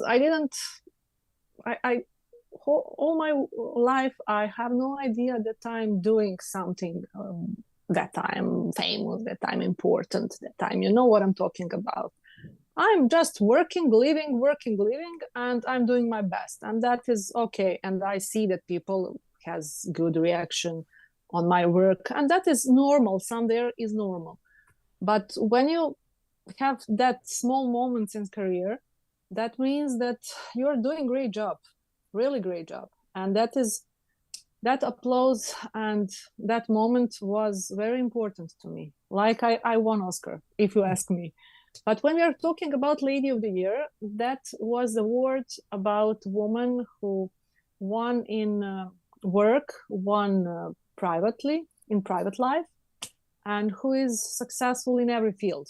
That would be explanation of that award. And it was a surprise for me when they invited me. I was wondering why they asked me, because I hadn't no idea that they want to give me award. I thought that they are asking me to come to be there as their guest, not like as participant on something, you know, not just like a girl who will won that award. It was very, very pleasant evening, and Tears of My Father was was my impression, my biggest impression. I never saw him to cry on something what is positive, you know, what is happy cry, what is happiness. Yes, happy cry. Yes. And it was very, very interesting because my how we say, granddad was photographer, and my dad on every photo knows always how to make a pose. And we were making photos. It was later, of course, with the award. It was very funny how he's striking a pose in every picture. And it was one photographer who was making photos said, "Oh, we can see who you are, and this is a real daughter of a real dad. You're the same. You're making same poses." Yes. Oh, that's funny. So it was very, very important to me, and very, very good for my career, because it was a stamp on my resume. How to say? Accomplishments, legacy. Yes. I'm trying to translate from Serbian, but it doesn't make sense. I think Thank it's you fun. so much. I think it's fun to like, because I'm always finishing people's sentences anyway. So It's okay with me. It's okay with me. A lot of people are complaining because I'm finishing their sentences. They think I'm acting, I know everything, and I say, no, we're talking. That is normal. Yeah. Well, some people don't have the same gusto during a conversation, yes, can kind of fall back on it a little bit. And I've learned, I think anyway, to try and go, and Han, what do you think? Because I can't just keep going. Yes. On. Sometimes you need to interrupt people because you're making interaction. That is normal. That doesn't mean you're not polite. Right. That means that you have to say something. Yeah, exactly. Right. I think you kind of have to do it more on Zoom and things too, because it's like a little bit different than, I think, authentic conversation. Yeah. So I feel like people you almost have to jump in and interject more on Zoom to be able to be part of the conversation, because otherwise I feel like I'm like, oh, I don't want to just cut somebody off, but then you're sitting there forever and then you don't get to speak. So I feel like that's sort of a different dynamic that is more prevalent on camera. So true.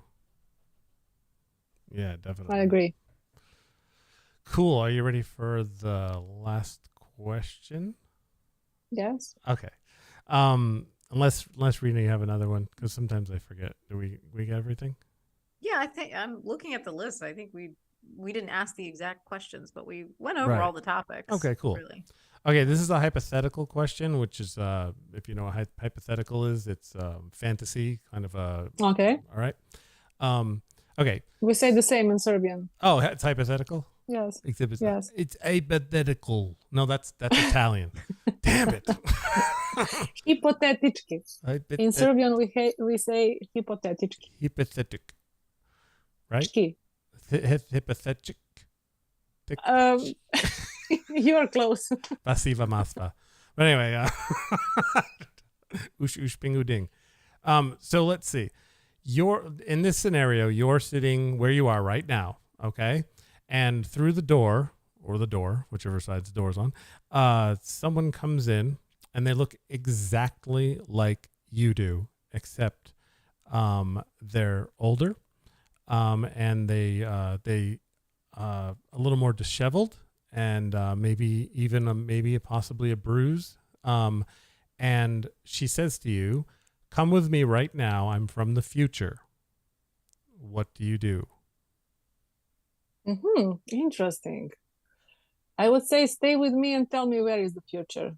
What I'm gonna do in future. I wouldn't go with that lady. Really? I would sit her next to me to say everything about the future. And maybe we can change the future together if she stays with me. Like lottery numbers? No. My future. No. Because that would be my first. I have one theory. I have one theory that you always meeting people who are important to your life, and there is no coincidence, if you ask me. Sometimes you are important to their lives, and sometimes they're important to yours. Because I think, how we say for mosaic is a puzzle. Oh, mosaic? Yeah. Mosaic is in Serbian. Okay, puzzle. Yes. Oh, yes. Neat. when you're completing your life puzzle, you have to find the right person, right place to put that puzzle, you know? So if somebody asking me for a future, come with me. I'm a very demanding person, you know? I need to bring a lot of, luggage.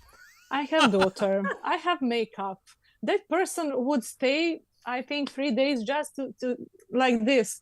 You are not over. Now, I have to wait you. Remember, this person looks exactly like you. So it's essentially you from the future. Yes, I understand okay, that part. So you'd make yourself wait. Yes, that is why I want to talk with her, to That's look hilarious. at her, to ask her for health, to ask her for a hair, to ask her for a color of hair, how she's managing that part, what is my habits in future. So you forgot that I'm a journalist. I have a lot of questions. That's hilarious. And especially me in the future. Oh my God. You'd interview yourself. Yes. It's funny. You are not going anywhere until I got my answers. Then if I decide, we can go together. That's very similar to what like when Jason asked me, I was like, well, I have questions first before we're going. Yes. Are you coming in peace? What you are offering to me? I have to know everything. That's so funny. I would just be like, can I bring let's somebody go. with me? Sorry? I would just go immediately. I would just be like, yes, me. Why? Well, first of all, it's got to be important. But you don't know. You don't know what it is. But you have to know where you're going. No, you got to put yourself in the situation. Like, seriously, if I walked through the door and I looked like me, except I was disheveled and hurt, and he said, come with me, you have to come with me into the future, I would go. I mean, like, hold on a second. It's easy. It's easy for you. You're not using makeup. Oh, my God. You don't need to bring more clothes, to bring earrings, jewelry, you know. It is a lot of work around one Okay, woman. what if she came in right after you happened to be completely ready to go out? So you're all I set. didn't understand you. If she came, what if she came in right after? She just happens to come in right after you're all ready to go out. Like you don't have to worry about makeup or hair, and you're for some reason you're already packed. I would have one condition, not without my daughter. I would bring my daughter with me. Interesting. All right. Only my daughter. That is the priceless I have. All right. I understand that. If I said good, that makes sense. Something. Yeah, that makes sense. Priceless is when we have something very, very special and there is no money to pay it. Right. If I said good. Priceless is correct. Yep. Yep. Okay. Mm-hmm. Awesome. Although I have to wonder if she's future you, she might already have a bag packed for you. I know, right? That's right. She's like, I already got it. She's like, got all your makeup. Wait for my daughter. She will come with us. Oh my God, that's so funny. Wow. And very interesting question. And nobody asked me that before in my whole entire career. And it's very, very interesting. I will steal this question from you. Oh, yes, please do. Yeah. That's hilarious. Oh, do you have any Serbian jokes that you could translate into English? Oh, I should prepare something. We have a lot of jokes because the Serbian people making jokes of everything. Whew. If you can't think of you it, stuck cool. me. That's fine. You stuck me right now. I'm trying. I'm trying to realize something. Don't stress. Maybe next time. Maybe next time because it's very difficult because I need a little preparation. I have to think a little. Right. But people in Serbia have a lot of proverbs. You know what proverb is? I think so. Yes, when you are a long time ago, somebody realized something, and people from every age repeating and repeating that as a kind of description of some situation. That is proverb. Right. Like sometimes it's very funny. I will try to like a bird in the hand is worth two in the bush. Sorry? A bird in the hand is worth two in the bush. Yes. We have the same. We have the same. But for example, we have one proverb. It is about life and it is about experience in life. It goes this way. You should be smart 2 times in life. First time when you're choosing a job, and second time when you're choosing who you will live with. If you make mistake both times, you have to be smart whole life. Smart what? The very last. Smart. You have to be smart 2 times when you're choosing a job and when you're choosing a partner. If you make mistake both times, you have to be smart whole life. Oh, okay, I get it. Because that two spots will make your life hard if you choose bad. Right. Oh, that makes sense. I like it. Yes, it is very useful to know 2 times in life to be smart. Yeah, that makes sense. I never really thought about it, but that kind of covers it. Yes, yes. It is very interesting how that proverbs describe life, indeed. Yeah. Are you going to ask about her plugs? Yes. Yeah, that's what I was about to. Yeah. So Ivana, tell people where they can follow you and where they can get your new book and all of that good stuff. And then we'll put it in our description at the bottom. Okay. You can find me on my Instagram. To say where or to write somewhere? Yeah. So what's your Instagram handle? Ivana, small downline, Djordjevic, small line, Mezimč. It is my nickname, Mezimč. Nickname of my daughter, I'm using her nickname. So that is my Instagram. A lot of people are writing me there. Also my YouTube, Ivana Djordjevic. But one problem is a lot of my videos is in Serbian. Also my book. So I'm working on translation, my first book. It is almost at the end. And the second book will wait English translation. So right now it's the best way to find me on Twitter also. Ma to je super. It is my nickname. It means that is so cool. That is super. Because I'm using that when I'm describing something. Also, my Facebook page is Ivana Djordjevic. In Serbian, we are using one letter J. There is no the same letter in alphabet, English alphabet. So I think Instagram would be the nicer, because it's easy to find and easy to speak, because you have C translation moment, and also I'm using most of the time I'm using Serbian, but also I'm using English. So I have a lot of followers from Portugal, for example, a lot of followers from all around the world who are not speaking, not even English, but they have C translation option. So I can communicate with them. Oh, excellent. Oh, that's great. Thank you guys for this inspiring conversation. Oh yeah. Thank you very much. Thank you. We enjoyed it. This was really. Yeah. Oh God, yeah, definitely. And if you guys want to follow us, just follow us on humanhappyhourpodcast.com, and you can find all of our links. But make sure you subscribe, share, and comment, and like. That would be fantastic. Like, subscribe, and comment. Yes, indeed. Yeah, for sure. Great. Well, that's wonderful. Anything else, Rena? Because I think we did a great job, all of us. Yeah.